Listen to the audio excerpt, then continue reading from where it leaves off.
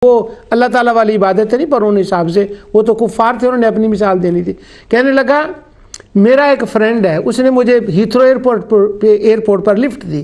तो जब उसने लिफ्ट दी तो मेरे दिल में एहसास पैदा हुआ कि अगर इसने मुझे कभी कहा कि कुछ कहा कि मुझे भी लिफ्ट चाहिए ये तो मैं इसका करूँगा।